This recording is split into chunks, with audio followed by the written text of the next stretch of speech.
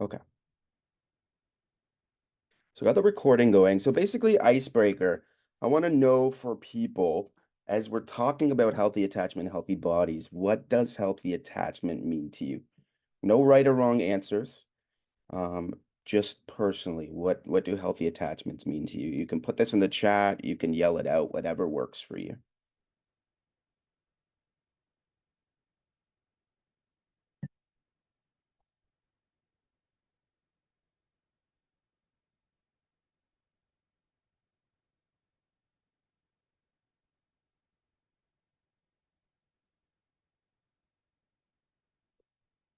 This is a good icebreaker because it allows us to therefore see at the end, it's like, oh, do I have a healthy grasp on healthy attachments? Do I have healthy attachments in my life? Yeah, Sarah, I like that. An attachment that is beneficial to our overall well-being. Absolutely. We're going to see how that plays out today. Anyone else in terms of what does healthy attachment mean to you? Just healthy attachments with those close to you. Could be your family, your children, close friends, anything like that. Yep. Just not nothing toxic, basically. Yep. I was just going to say healthy relationships. So Yep. relationships that are balanced. Yep. What needs in the chat? Healthy relationships that are balanced. I like it. I think we're going to see all of your answers come through as we really talk about this. And again, I encourage you to stick through to the end. There's a lots of good stuff in here. And again, you'll get the playback as well. So to help you, yeah, just to build kind of what does it look like to have healthy attachments and the impacts that it has on us. So we're going to go forward here. If it allows me here. So healthy attachments basically starts with attachment theory. So the founders of attachment theory, John Bowlby, Mary Ainsworth, and Mary Main, they did amazing work at looking at infants in their attachments with their parents, right? So if a parent was to notice everything that was going on, so when the child cried or when the child needed something, if the parent was able to be attentive to that, if the parent was able to mirror the child's emotions, right? This would, result in this idea of secure attachment. But there was some other things. If the parents were anxious, if the parents themselves didn't care to the needs and kind of neglected, they realized that that had an impact on the children. And there was also this one with Mary Main where yeah, Mary Ainsworth, sorry, she did this thing called the strange situation. So children that didn't really fit into the anxious or avoidant category. And so we'll talk a bit more about that in our types. So with our types, when we're children, a little bit different than when we're adults, but when we're children, it's this idea of secure attachment where we all want to be, but we know that's not always the case. And then there's anxious. So anxious looks like needing constant closeness, proximity, needing constant validation that you're not going to leave the child. Avoidant looks like maybe the child putting guards up, not even recognizing you because their guards are up and they know that you're not reliable. So rather than try to get close to you, the child is going to avoid, and that helps protect them. And then there's this idea with the strange situation. It's called disorganized attachment, and this one is uh, for a Sparks Note version. It's kind of a mixture between anxious and avoidant. So with disorganized attachment, you have children that their parents are they need the most from their parents. They need love from their parents. So they rely most on their parents, but their parents are also the ones that can hurt them the most. And they see that. So they wrestle with that. This is strange. I'm kind of wrestling between anxious but also avoidant. Um, and this brings us into adult attachment styles, which we'll actually see on the next slide. Again, anytime that you want to comment on them or anything, just let me know. And then some of the impacts. We'll get into more of the impacts, but we see impacts in different parts of ourselves, emotional. So sometimes this leads to emotional regulation problems. So not being able to regulate our emotions. Sometimes this leads to this idea of like racing thoughts. We can never stop our thoughts. They're always going. And then social, what we see for the most socially is this sense of social anxiety. So it's hard to go out. It's hard to be in crowds. It's hard to be with others. Okay. So we'll talk a little bit more about the adult attachments and the impacts as well.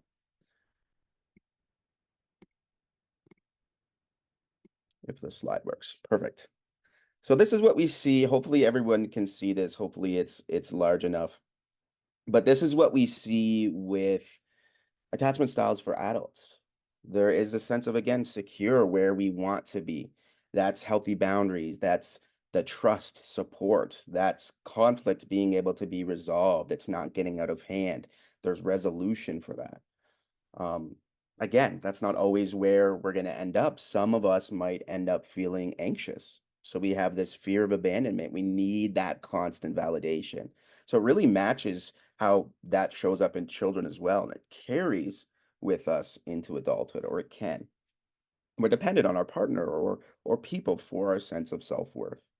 We get into some dismissive avoidance. So again, avoiding intimacy and vulnerability, avoiding commitment, guarded and closed off. That's a self-protective.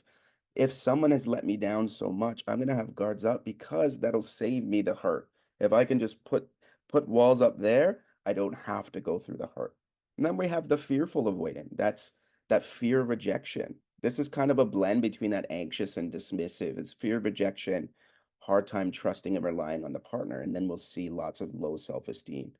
And so this is how those childhood attachments carry into us as adults. Okay. We get to look more at these unhealthy attachments. So, unhealthy attachments in terms of emotional impacts, we see emotional dysregulation. So that just means trouble regulating our emotions, right? The reason this happens is because this wasn't mirrored to us maybe as children. Maybe our parents weren't securely attached. And so maybe they were anxious attachment themselves. Maybe they were avoidant and we went through a bunch of neglect. Maybe emotions weren't allowed in the household, and so it's unclear how to deal with difficult emotions like anger, right? It's difficult to know how to even deal with stress. This is a reactive response from children, right? It's what they or for adults, what they learned as children in ways to deal with difficult emotions and stress. Their body is reacting. I don't like this. Let's either put guards up or let's become anxious. And so we can't really regulate our emotions. Okay. We're more prone to this if we have experienced insecure or unhealthy attachments as children. Okay. The second one is low self-esteem. And so low self-esteem is actually a big one when it comes to negative attachments. If we see that as children, we went through a lot of neglect, right? If there was inconsistency in how our parents cared for us, if there was no validation. So, hey, you're doing a good job, right? Like, or hey, like I see what you've done here. Um, hey, you know what? You're very talented, you're very creative. If there was none of that validation, then what happens is this gets internalized. Maybe you've noticed this with other people. Maybe you've noticed this with people in your family. Maybe you've even noticed this with yourself, right? This becomes a negative internal concept. I'm not good enough, right? Turns into negative beliefs. Those build, I'm not good enough. I'll never be good enough. Why can't I do this right? Right? This leads to this sense of feeling inadequate, and that's how we walk through life as adults, right? And we're supposed to be in jobs where we're confident and on social media where we're confident. Meanwhile, internally, we know that we're feeling like, yeah, I don't think I'm competent. I don't think I can, accomplish anything. And I've seen this come out in people, not just early adulthood, but even seniors still wrestling with this sense of inadequacy that was there for them when they were children. Okay. Another emotional impact is anxiety and fear. So, when we go through hurt and trauma as children, when we go through unhealthy attachments, this can bring this sense of chronic alertness. We're always kind of alert for that sense of threat. Are they going to leave me? Are they going anywhere? Are they going to care for my needs, right? And in this, we're worried about abandonment. We're worried about rejection. This is full on threat mode for children, right? And because they don't have the faculties in terms of how to deal with this, what happens is they start to suppress or internalize. They might not even know what's going on. They're just anxious all the time. They're very fearful. Childhood anxiety can show up as stomach aches. It can show up as bedwetting. It can show up as lack of sleeping, right? And so we don't know what's going on. And then we carry this into adulthood. And before we know it, we're off to college, we have a job, and we're still wrestling with this sense of anxiety and fear.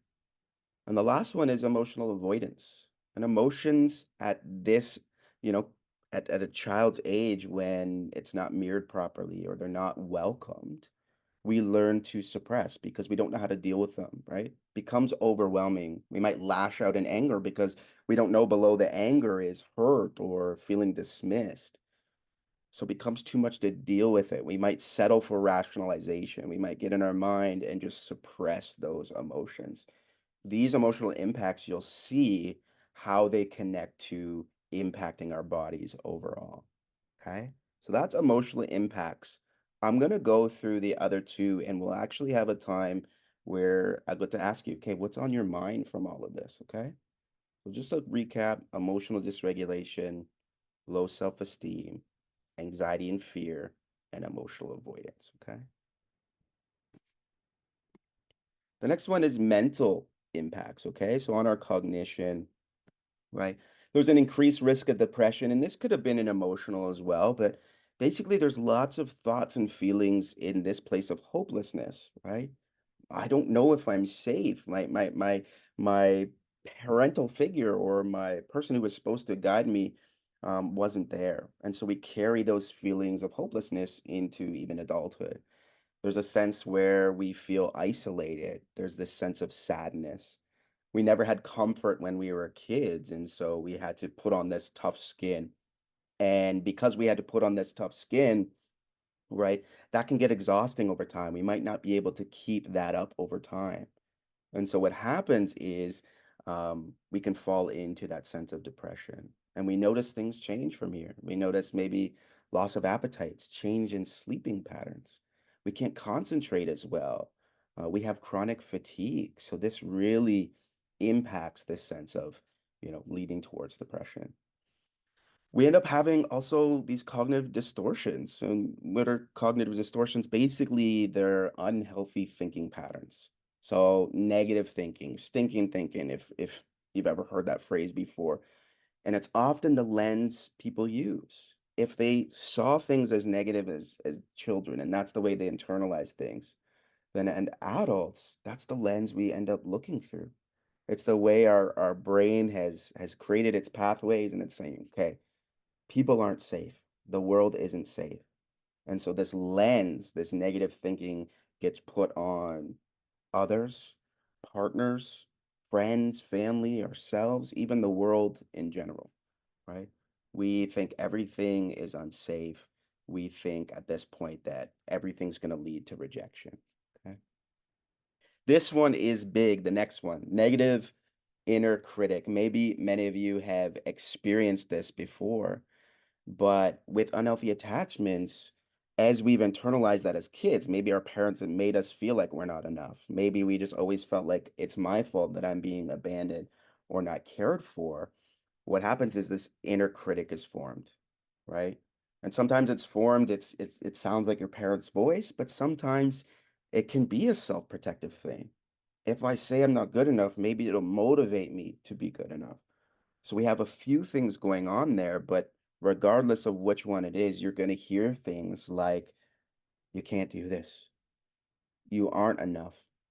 You're the reason people leave, right? Imagine being someone that has internalized that for, I don't know, 20 years, for 30 years, even for 5 years, 2 years. That's a lot. And we'll see the impacts it has on the body. And limited values and beliefs, this kind of fits in with that kind of lens that people look through is everything is constricted to the negative and values are shaped as results. My beliefs are negative. Maybe I'm skeptical. Maybe I hold guards up to everything and no one has seen the real me because I can't let them. Excuse me, it's too painful. And so our values, we might start to value isolation. We might start to value not having friends. Might start to value this sense of closing off to the world. Okay.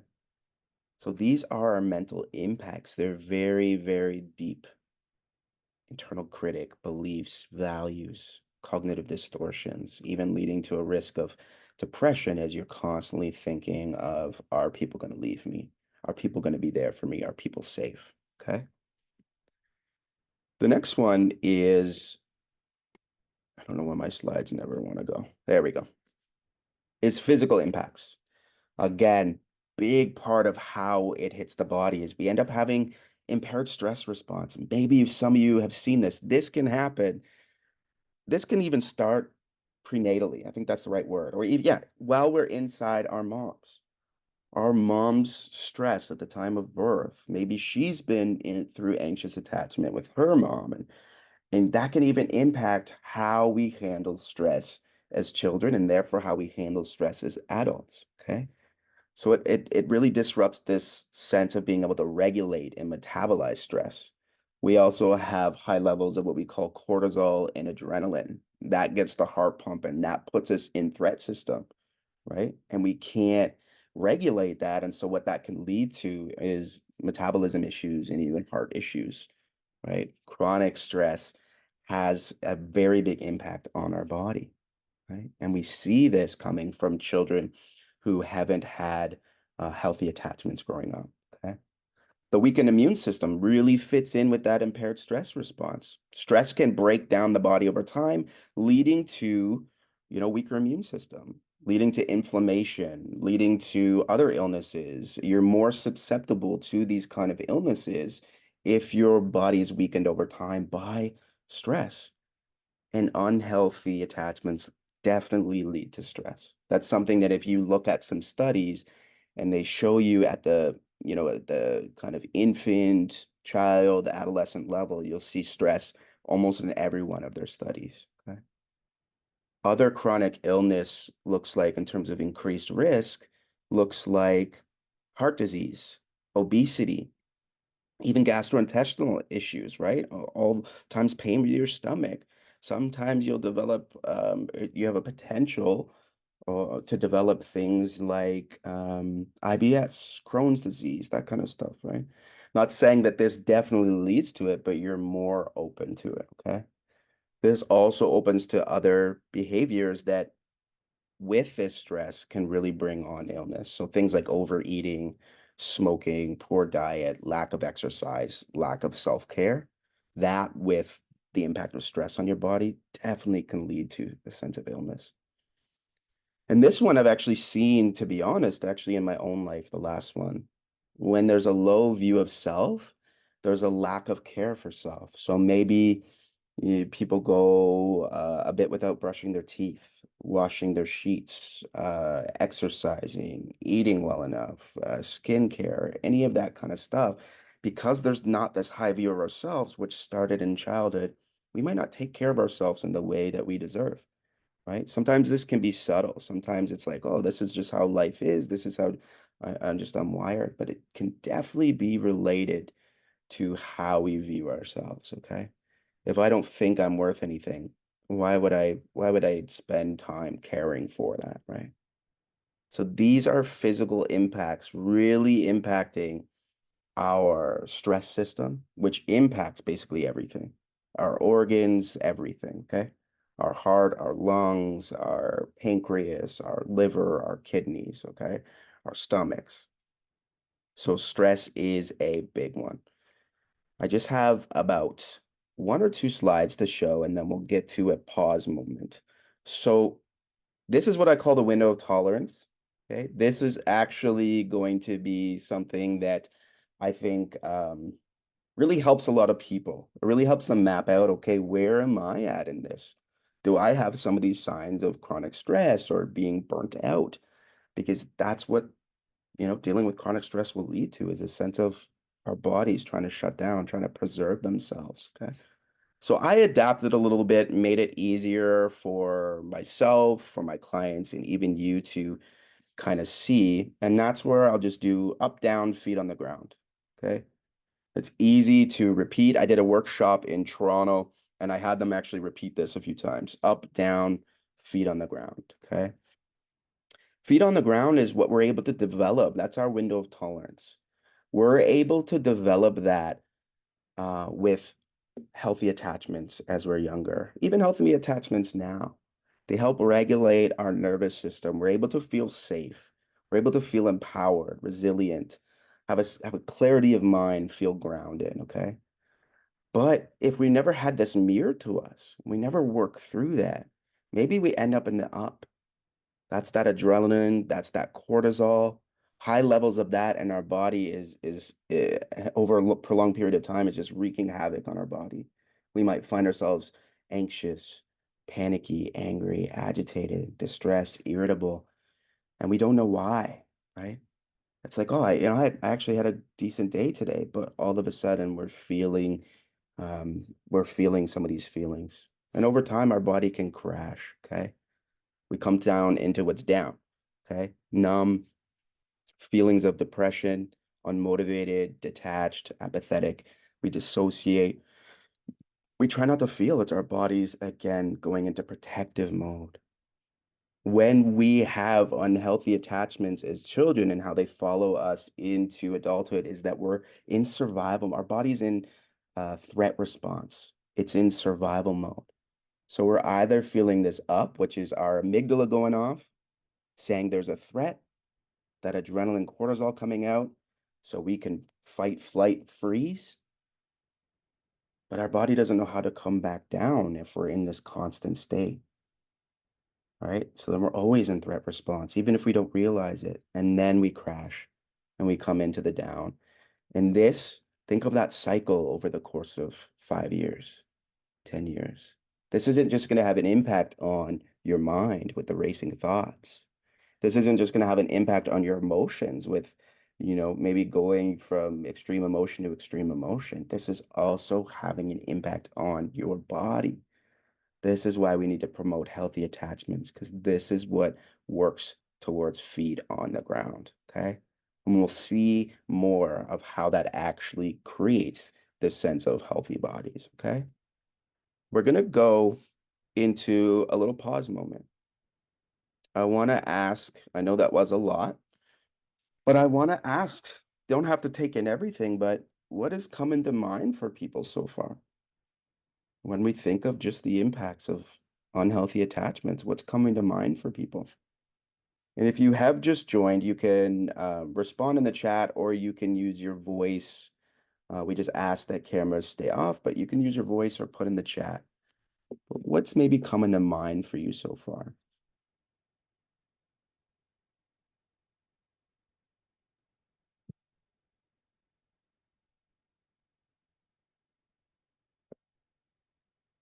I'll be like the supply teacher. I'll just be like, I'll wait. I'll wait. I just wanted to say, what comes to mind is burnout and just Mhm. how I got to where I am, like the highs, the lows, and sort of yeah, it just validates how Yeah, I feel. Yeah, absolutely. it's very validating. Yeah. Yeah. So there's that sense of burnout you're seeing. Wow, Hmm. this explains a lot. Yeah, that's good. Hmm. Um, that most, if not all, relationship issues stem from childhood. Yeah, I know some therapists that aren't attachment purists or they I like to say, you know what, I can see, right? The most people I have in my therapy room, they're amazing people, but we're seeing that, you know, at some point there has been stuff in the childhood or even teenage years that has followed them into adulthood. There's a book written, I forget who it's by. I think his name's Mark, but he has a book that's called It Didn't Start With You. And it's kind of that, like, yeah, you know what, as a child, you definitely went through some things that have now impacted you as an adult. Right. So good one, Sarah. Generally, unhealthy attachments when you were speaking about certain illnesses that could arise. So it reminds me of trauma and the somatic symptoms I would feel in my stomach. Absolutely. Abandonment, rejection, the way it's internalized in children is trauma. So I love trauma scholars and practitioners, people that have worked in that, and basically they say that trauma is not the thing that happens to us. Trauma is the response inside of us. Okay. It's a trauma response. It's the way our body responds. That is how we say, okay, that's traumatic. Okay. And so we're right. Yeah.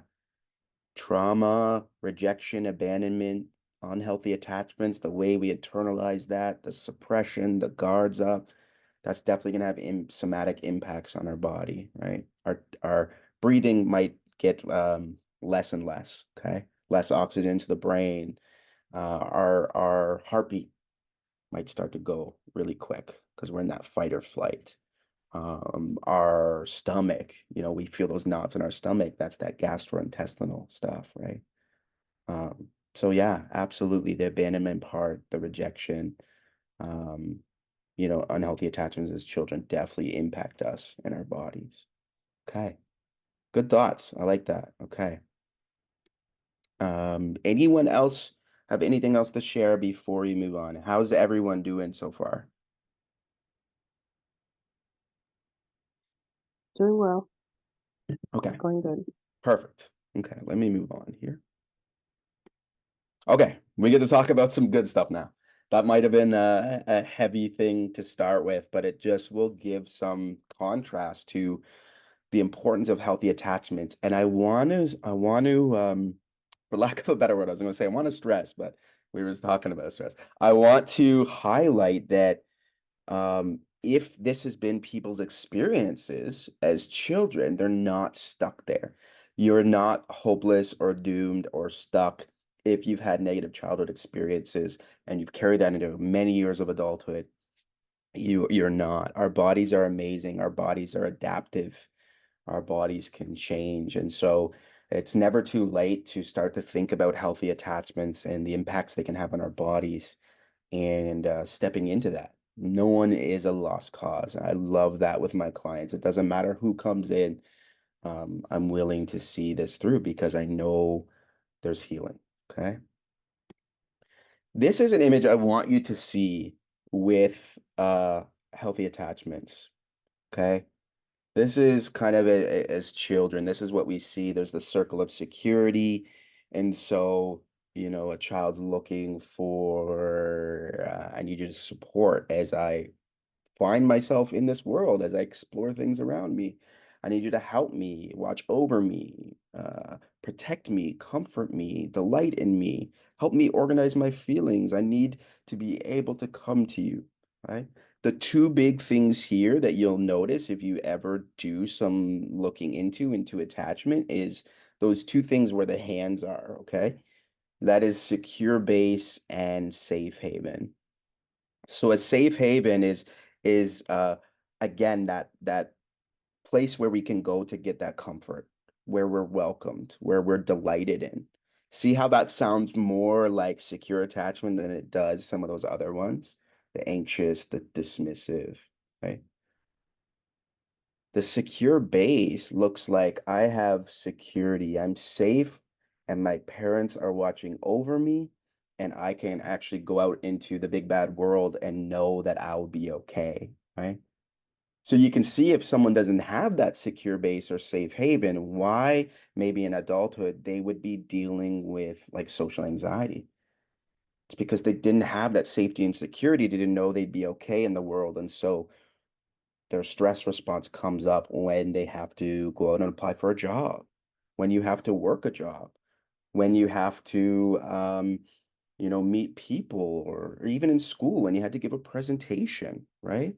That sense of anxiety would come out. And you know what? This world is so fast paced that you would almost be ridiculed for that. Oh, why don't you go out? Or how, it's an easy to do a presentation. It's easy to do this, but for that person, it's not because they didn't have that secure base for exploration as a child. Okay.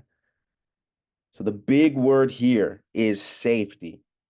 I'll tell you, with a lot of the people I've worked with in my counseling career, you usually see a sense of safety at the core. That's core to us as children. It's we're starting to process that even while we're inside our mothers.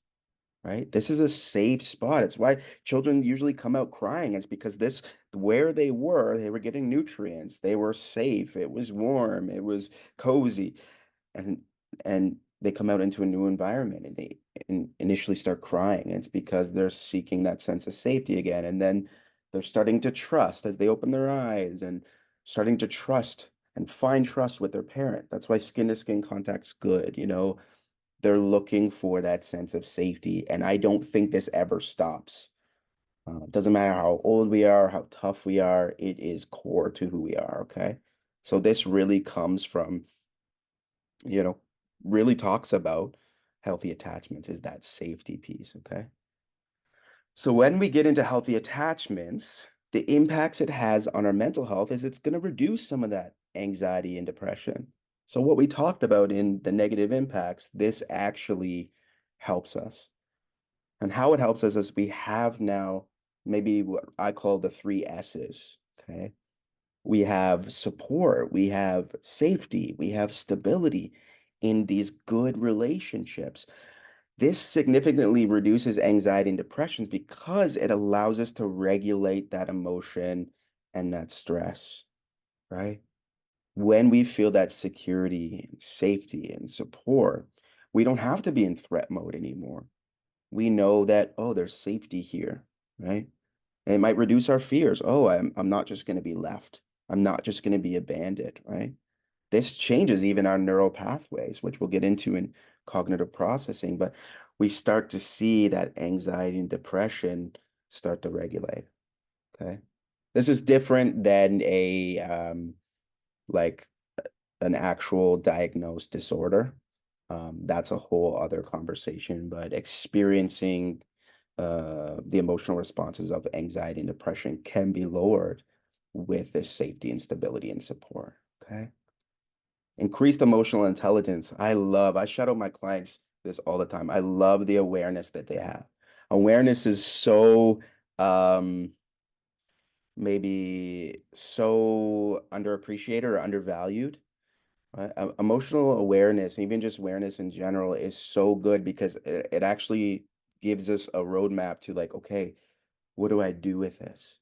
Right? I tell clients like, you know, rejoice in your awareness, right? That's the first part of any sense of action is we really want to hone in on that awareness. And what healthy attachment can do is really start to allow us to regulate our emotions, but even understand our emotions. Why am I feeling stressed all the time? Why am I feeling angry? Oh, maybe it's because I have this fear of being alone, this fear of being left. Okay. I can start to regulate that. You know what? I have these healthy attachments. I'm okay. I don't need to be in threat system.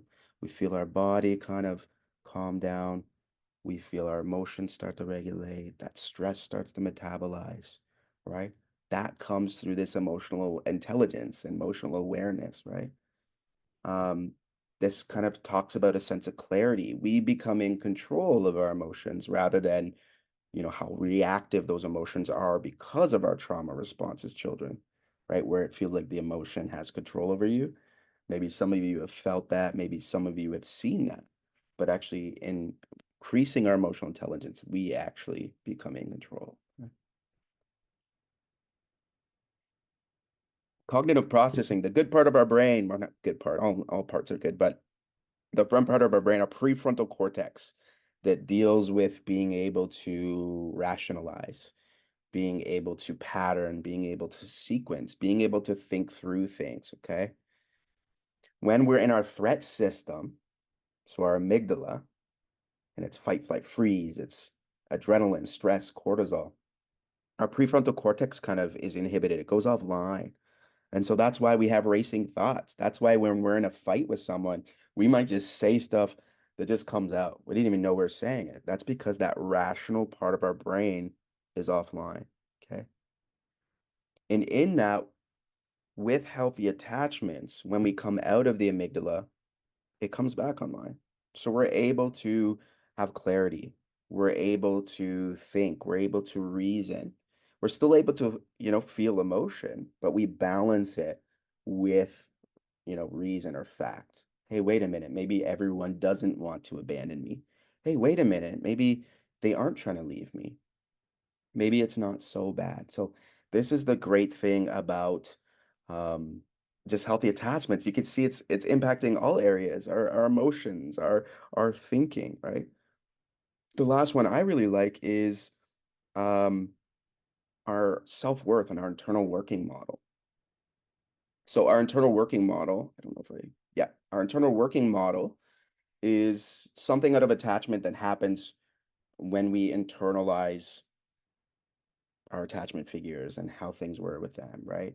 If my attachment figure neglects all my attempts for healthy attachment and love and intimacy and emotional connection, I'm going to feel and internalize my internalized working model, internal working model will be like, I don't matter.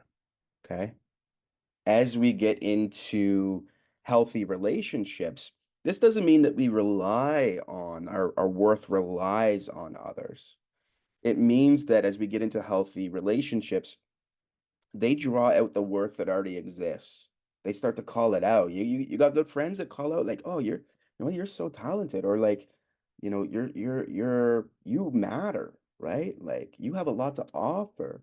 Your personality is great. These kind of people draw that out. And it's not again that we rely on them, but they help draw out that sense of self-worth that's already there. They affirm this, they mirror this, okay? That honestly has such an impact on our whole body. Because if we're not pulled out of something like that, then our emotions and thoughts are going to follow. So if my internal working model says, I don't matter, then my thoughts are going to say, okay, I don't matter. My emotions are going to be maybe stressed. I got to prove myself or just depressed, right?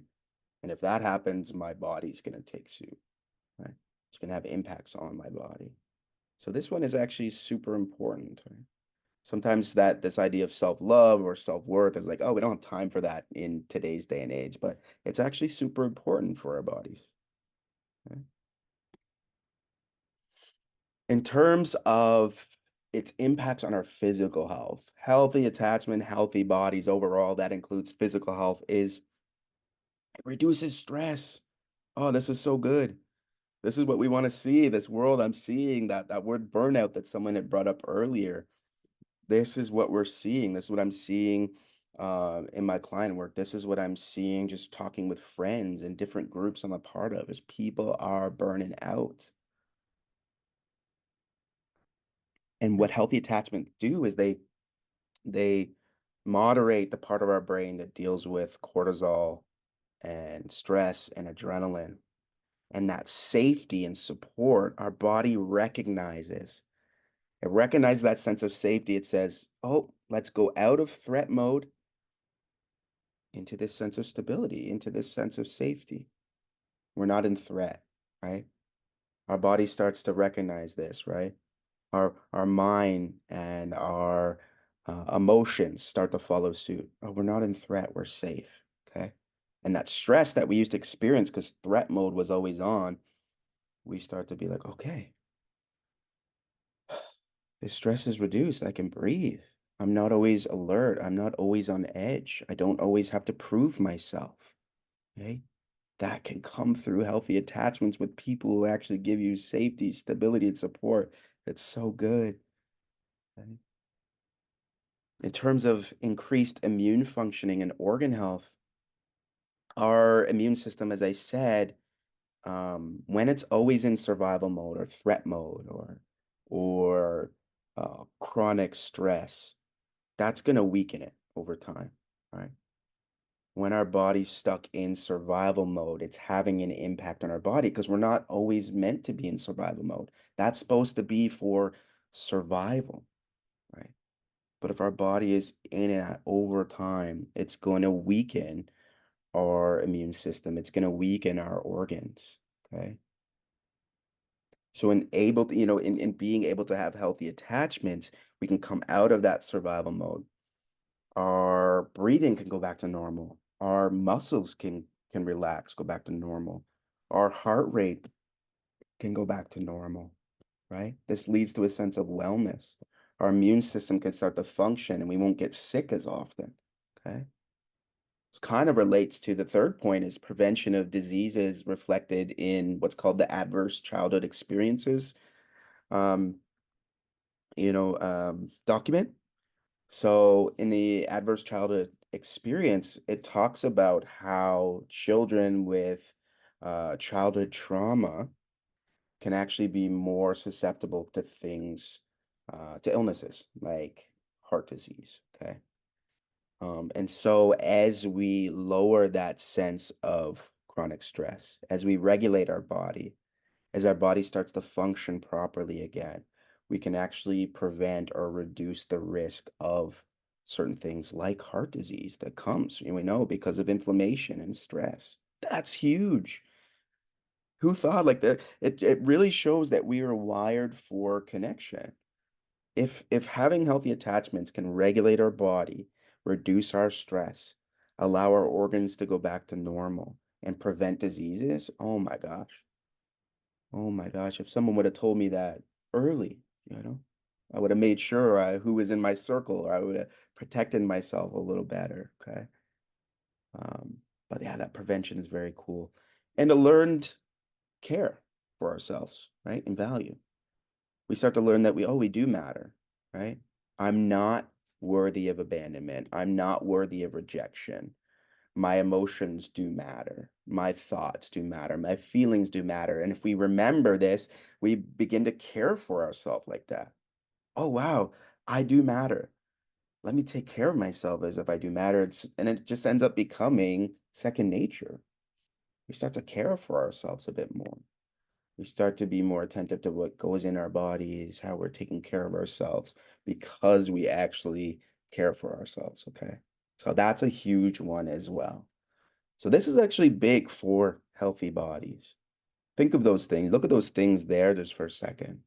Reducing stress, um, it increases our immune functioning, prevents diseases, and we actually care for ourselves more. It's huge. Okay. This is what I call just a little cool little slide here on emotional regulation. I have another one. This is one I just like to use. It talks about threat system, drive system, soothing system. And I kind of have it on the second page here. But I really just want to highlight one thing out of this. You really don't have to take all this in, but if you see that self and threat and self-protection, see the adrenaline cortisol there, see the feelings. People that have gone through trauma and haven't processed it, or, you know, they spend a lot of time here. And that just has impacts again on a physical, mental, emotional, spiritual level even. And something that we want to open up is the soothing, caring, and content system. When I see this open up with clients, oh my gosh, they feel this go down. They feel themselves start to regulate. They start to feel better. They start to go outside. They start to care for themselves more. A good hormone, which is the connection hormone, starts to release. This can help regulate stress in our body. There's that word safe. You feel safe, connected, and cared for. Okay. So what we want to do is we want to open this up because our bodies have had too much of this if we're seeing the impacts of childhood trauma and childhood negative attachments. Okay. So kind of get into healthy attachments, but I want to do a little pause moment. We might go over time just a couple minutes. The last part we can really breeze through, but I just want to do a check-in. How's everyone feeling? We did start a few minutes late, so maybe we can factor in that time just to go over by a few minutes. How's everyone feeling? Anyone want to answer the question here? What healthy attachments have you seen in your life?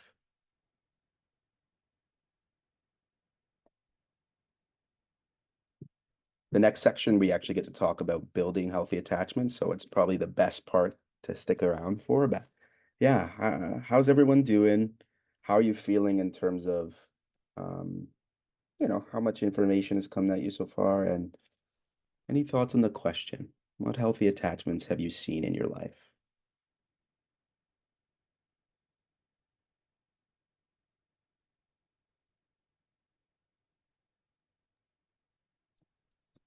I just want to say, yeah, this has been really good information, and I'm I'm liking this. I think the healthy attachments that I'm seeing in my life are the ones I'm establishing with my children. Yeah, very Because I'm very aware of, you know, where I'm coming from and how I was raised and some of the things that you discussed on trauma. Um, yeah. So wow. yeah, I can't say I perfected it, but No, I'm I'm very present and mindful of our interactions and how, yeah, I deal with them. that's very good. That you can see we can break generational traumas like that. We can build narratives um that are different from our past, right? As we pass things down to our children and they're saturated in that, they might naturally pass that down to their children. We create maybe this whole new shift in our families. I like that. I really like how you said with your children. Anyone else?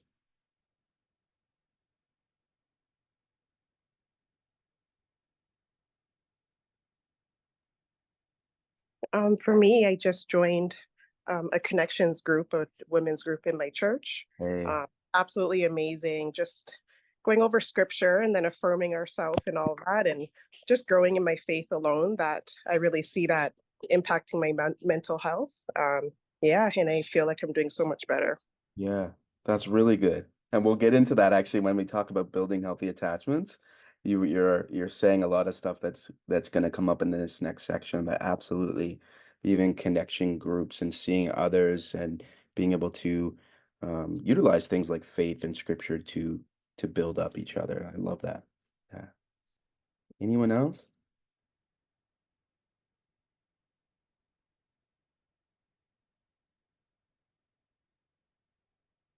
Yeah.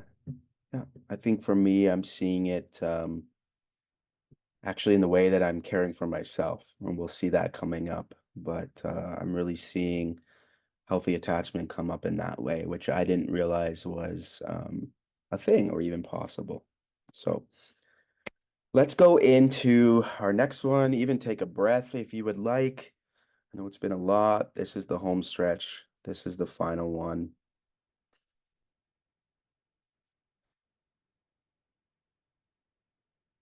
We get to come into building healthy attachments. This is what I wish on everyone. Um, this is possible for everyone, and it's super beneficial. This slide really shows what our kind of neurotransmitters, our chemicals in our body, hormones, what they do. And when we're in chronic stress and we're in survival mode and our organs are affected and our nervous system is affected, some of these can be depleted or blocked. Look at some of the things they do: motivation, satisfaction, empathy, connection, memory, digestion, well-being, happiness, sleep, pain, anxiety. Things that reduce or increase good or bad things can be inhibited. So as we build healthy attachments, what we do is we regulate our system again, and these things can start to come in. That oxytocin is that connection, green circle we showed, trust, empathy, right? That dopamine comes back, serotonin, GABA. So big impact on our body as we build healthy attachments. Okay? The big ones that they talk about are things like how to build healthy attachments is effective communication. And what that can look like is I'm open, I'm honest, I'm validating, right? If I'm not open with my communication, people got to fill in the blanks. And they sometimes they fill in the blanks of, oh, they're mad at me, or they hate me, or they think this about me, right? Being honest with care, right, is a good thing. People want to know that you could be honest with them, that you're not hiding things from them, right? And this validating is a good point with our communication. We want to make sure we validate people. Empathy and understanding really brings in that sense of compassion and care. Can we be compassionate and caring with people? Do they know that we're compassionate towards them and caring? Do we know that, for ourselves from other people? big one here in terms of understanding is that sense of active listening, right? Do people, know that we're listening to them because we care, right? Or is it just so we can respond? What about for us in our lives? Do we have people that we know we could go to and they're going to actually listen without just trying to fix or spew some stuff? Are they actually listening? Are they being compassionate? And consistency and reliability, big ones for children. And we could actually heal parts of our attachment in ourselves with bringing this back, right? Think of a child's life, how important consistency and reliability is. It's that security and safety, right? If you're consistent with being caring, compassionate, excuse me, open, honest, validating, if you're reliable when they're hurt, you're there, right? Or you can soothe, or you can give them the tools to care for themselves. Like that reliability, if they know you're going to come through, safety and security, tell you that's that gold. Okay. This is a quote by me, I think is a really good one, is we need to learn how to build healthy attachments in different areas of our lives. Okay.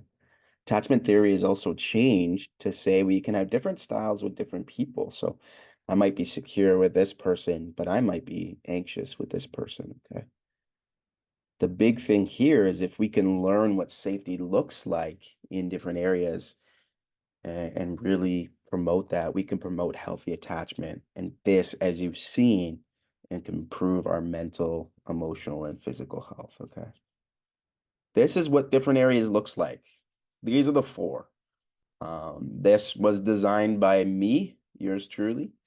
I didn't invent the wheel. I just adapted some other ones that have already been talked about, but I like these four as it relates to attachment. Okay. You have the individual, interpersonal, societal, and oh, I don't know why global got on number one. So I'm going to change that. Number one should be right in the center. That's individual. Two should be the next circle, which is societal. Three, oh, okay. So let's say it goes individual, interpersonal, society, and then the wider world. Okay. So four should be one should be individual, two should be interpersonal, three should be society, four should be global. Okay. My apologies for that. But basically, it means where is my attachment with myself, right? That actually matters, right? Interpersonal, my attachment to my friends and family. Society, my attachment to my community and my workplace. And the wider world in terms of global, right? What's going on globally? How is that impacting me? Right. Go through this quick and you'll see how to build them. So this is important. This is one of the biggest ones, and I stress that all of you deserve it. It's something that I'm seeing my clients actually just to kind of invest in, and I'm seeing it create wonders. It sucks that it has to be this way sometimes, but basically this is we're providing for ourselves. We're being that attachment figure for ourselves that we didn't have when we were children. And we do this through self-awareness. Do I know that I'm hurting? Do I know what I need? Do I know that I'm frustrated? And why am I frustrated? Because I feel like I have to prove myself all the time. Can I give myself self-compassion in that? Hey, you don't need to prove yourself all the time. Hey, you're doing great. Look what you've accomplished. Can I do that consistently? Can I be reliable in that? This sense of self-care. Can I care for myself? Do I know what I need? The same way a child, wants their parents to know what they need, right? Babies, they say that babies have different pitched cries. There's a guy who did a study on that. Babies have different pitched cries for what they need. So to be changed, to be fed, to sleep. Do I know what my body needs? Do I know when I need, um, maybe physical exercise to burn off energy? Do I know when I need a nostalgic movie? Do I know when I need a spa day? Right? Do I know when I need um, And think about our sleep, right? That's that compassion and that's that self-care, right? I'm caring for myself. Okay. Idea of personal growth. I'm I'm building that sense of, okay, I'm growing in these things that I find valuable, that I need to grow, right? I'm seeing myself actually have success. That's amazing. That means that I'm succeeding and providing for myself what I need, right? As I grow in my awareness, compassion, that emotional intelligence, and I become a safety figure, I can be that safety figure for my younger self. That is powerful. I'm seeing people do it. And another big one actually with individuals implementing boundaries. I need my personal time. I need time for my own autonomy. So I'm going to implement boundaries and I'm going to protect that. And what happens, you'll see that people will say no. People will get upset when you try to protect your mental health. That's okay. Okay. That's okay. This consistency here, you'll build that window of tolerance. You'll build that sense of safety. You'll build that sense of being able to deal with stuff that might have set you off in the past. You'll build that inner strength. Okay. So that's probably what I would say is one of the important ones, most important. The next one is interpersonal. So this is me and friends, me and a partner, me and family, right? Consistent communication is important. We want to have that openness, right? That openness, honest listening. We want consistent communication. It keeps that sense of yeah, that kind of mutual trust open, right? We're both invested in this. Communication can look different for people. Could be nonverbal communication. Maybe you're someone who has a partner where you can both just sit in the room and be with each other. That's still communicating something. That's still communicating, hey, we like each other's presence. We're here for one another. Maybe it looks like a text to a friend and keeping up that way, checking in, right? Quality time is always good, right? Having sense of quality time doesn't have to be seeing each other every day, doesn't have to get in a thing where it's overwhelming you, but when you're together, are you together? Are you present? Are you caring? Do you know the person's need? Do they know yours? Right? Healthy conflict resolution. Conflicts are going to happen. I just had a conversation with a friend this morning um, in terms of things that have been going on in their relationship. And I said to him, conflict's going to happen. You're two different people trying to grow together, but it's how you deal with the conflict. Can you come back to that green zone, that feet on the ground, right?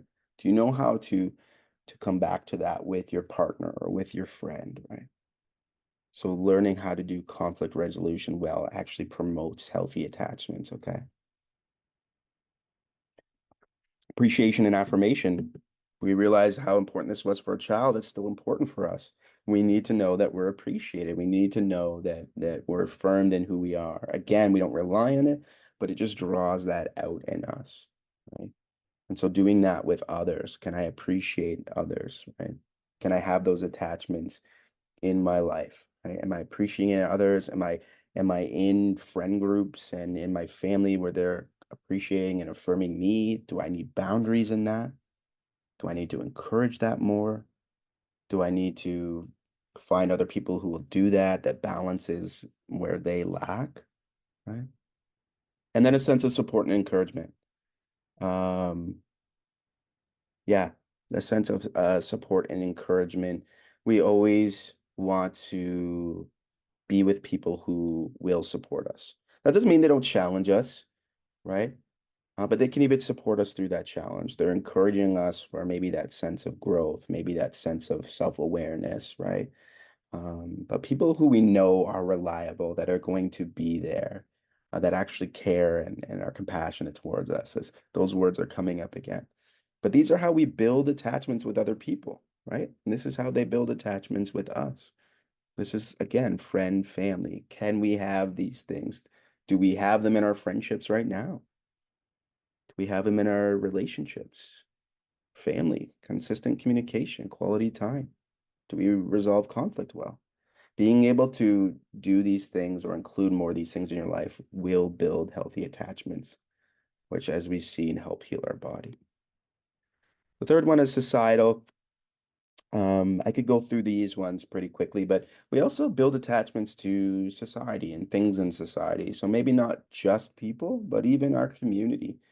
right? So maybe we want to get involved in our community, right? This helps us feel like our community is maybe safe or secure, or we have this pride in it. We have this internal working model about it.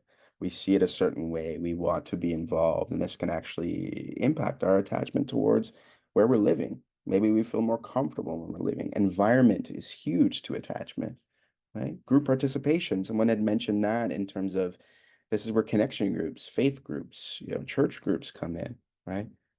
Can we be involved in that? And can it be a positive experience as we're coming in with that care and compassion, right? Healthy workplace place relationships. Sometimes this is impossible.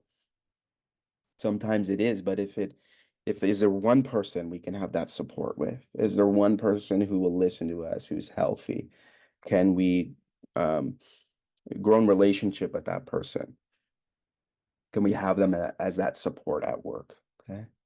And healthy networking, that looks like in our jobs, in the community, what does it look like to connect with other people who can help us not do whatever we're trying to do alone, right? So we don't feel alone. Maybe we've felt alone for too long, even though we've had people around us. Um, but as you're building that healthy attachments, can I step out of that always needing or feeling to be alone? Can I network with other people, whether for a project, whether to do something in the community? So this actually helps build our attachment to society in general. And the last one is global. This one's interesting, right? I'm noticing people nowadays saying like, man, the state of the world. And that's actually impacting.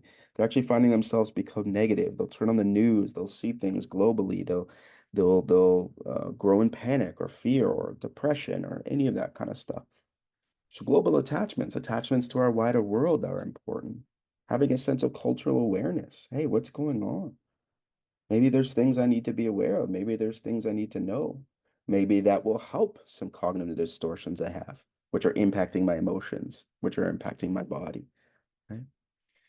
Maybe I'm realizing things in the world that I want to be a part of, right? Building that sense of attachment to the world, disaster relief, environmental opportunities, caring, right? Bringing in that compassion and care can also change how we are viewing the world, right?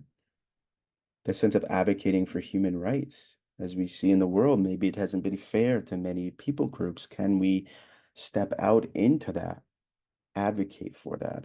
I tell you, as we build healthy connections to what we call environments, so again, society and global, right? As we shift our perspective and reframe how we see society and global attachment, it will make us feel safe and secure. It really will have an impact on even our confidence. Okay. And then one that they talked about is exchange and teaching programs. This is one that some people like. Some people like to get a sense of what's going on in the wider world, and even just teaching, having that opportunity to step into different cultures, be educated, right? Seeing what's going on globally and being able to step into that. Right? That's going to help build attachments. Okay. So remember, if we go back, if I can go back, my apologies for this, but we're going to start with individual, then interpersonal, then societal, then global. Okay. How are we with ourselves? How are we with others? Oh, others. How are we with society? How are we with the wider world? Focusing on those four attachments, especially starting with yourself, I promise you, will build healthy attachments over time. And this will actually help heal our bodies. It'll take us out of this chronic stress state that I see much of Western society is in. We'll actually see things like disease and emotional dysregulation and um, racing thoughts and stress be reduced, be regulated. Okay. Some other things just to stick on at the end is build your toolbox. Okay. Maybe I'm gonna just go through these quickly. I'm just gonna name them and maybe you can write them down. Um, and these could be ones you look up on your own. We want our toolbox to be, if our toolbox has 1,000 things in it, that's great. We can just grab whatever.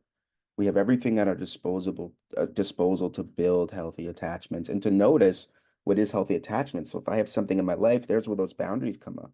Wait, this isn't building healthy attachment. It's actually bringing me back into threat system. I need some boundaries here. So things like we mentioned, active listening, love languages, shared experiences and mirroring, positive reinforcement, intentional trust building. That's a good one. Safety, remember? Shared goals and values. Doesn't have to be all of them, but still having that connection. Personal space and autonomy. It's a big one. We can't lose our sense of autonomy. Remember that secure base for exploration as in a child. We need to be able to explore and get a sense of who we are in the wider world. So personal space and autonomy, mindfulness and soul care. It's great. That's what we talk about here at Soul Care. Shared responsibilities and positive environments. These things, again, I'll go back to the other one just in case you missed writing some down there. Go to this one.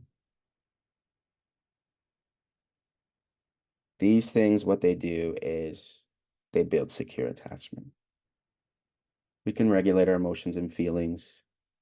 We can trust, be empathetic, be compassionate, comfortable being close with people, comfortable being alone, and communicate effectively about how we're feeling, how we're thinking. We can do it with confidence.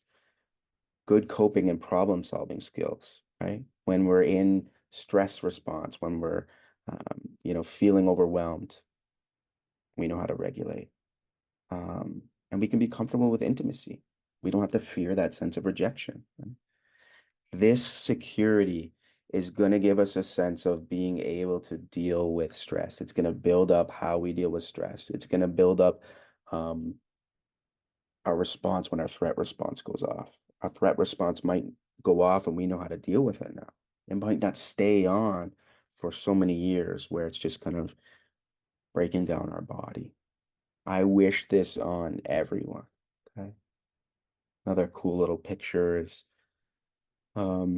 just what goes on with our nervous system. But when we have that intimate connection, look at the word there, feeling safe, right? When we're in our sympathetic, I'm feeling under threat. My body's telling me to fight or run. And here I'm overwhelmed. I'm frozen. I'm numb. This is where we want to be on the ladder, right? This leads to healthy attachments, which leads to healthy bodies, okay? Debrief time. I'm just going to go right into a question time. Thank you so much for going over time with me, everyone. I'm going to come back on screen, which means I'm going to stop recording.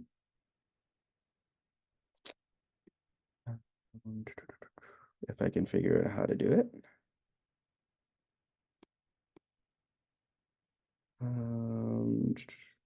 Okay.